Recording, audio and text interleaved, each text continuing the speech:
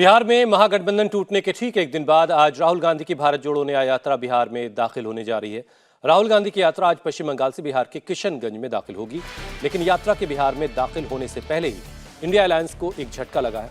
पिछले 3 दिनों में 3 राज्यों के मुख्यमंत्री ने उनको झटका दिया।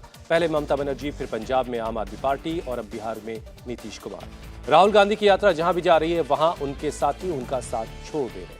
यानी जो कांग्रेस 2024 में सत्ता का सपना देख रही थी वो चुनाव से पहले बिखरती हुई दिख रही है। हालांकि कांग्रेस अध्यक्ष राहुल गांधी की यात्रा को पूरी तरह कामयाब बता रहे हैं। वहीं नीतीश कुमार के गठबंधन से बाहर जाने पर मल्लिकार्जुन खड़गे उन्हें आया राम गया राम बता रहे हैं।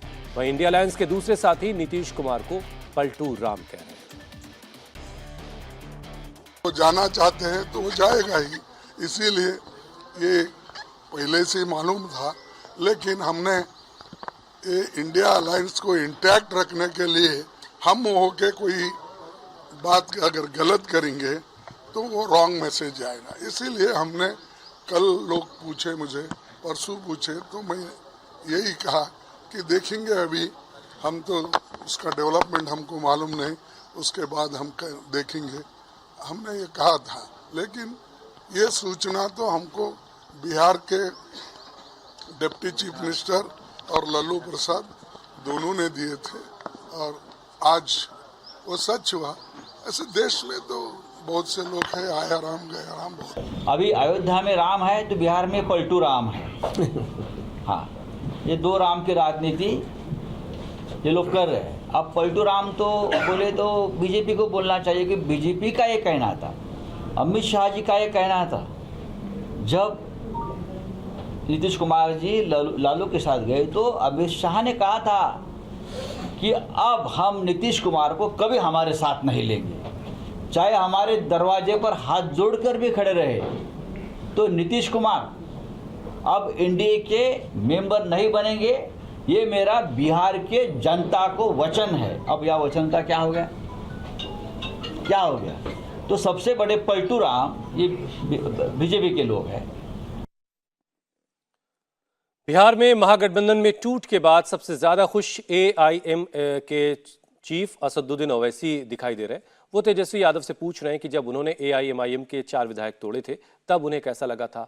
वहीं कांग्रेस नेता प्रमोद कृष्णम का कहना है कि चुनाव से पहले इंडिया अलायंस पूरी तरह से फेल हो गया है। मैं शुरू से कह रहा था कि नीतीश कुमार फिर से बीजेपी में जाएंगे, मगर लोग हमारी बात पे यकीन नहीं कर रहे थे।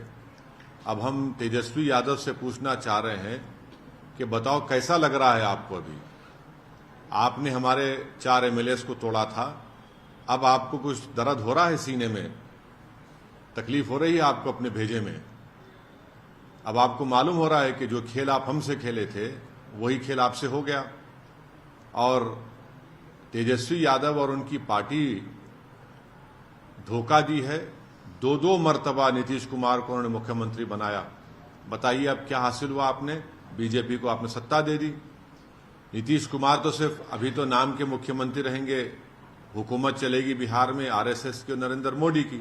नीतीश कुमार को लगता है कि मैं जब तक जिंदा रहूं मुख्यमंत्री रहूं, और बीजेपी को लगता है कि भाई हर चीज हमको मिल जाए, चाहे कुछ भी हो, किस तरीके से हो जाए। हमारे शास्त्रों में एक कहावत है, प्रत्यक्षम किम प्रमाणम। प्रत्यक्ष को प्रमाण की आवश्यकता नहीं होती है। ऐसा बयान और जैसी घटना मुझे देखने को मिल रही है, मुझे लगता है कि जो इंडिया गठबंधन को बनाने वाले लोग हैं और जिनके ऊपर जिम्मेदारी थी, ये उनकी असफलताओं का परिणाम है, ये उनके निकम्मेपन का परिणाम। अगर इंडिया अलायंस को के कोऑर्डिनेशन के रूप में प्रियंका जी को लगाया होता, प्रियंका गांधी जी को, अरविंद केजरीवाल जी को, तो मैं समझता हूँ ये नीतीश कुमार छोड़ के न जाते।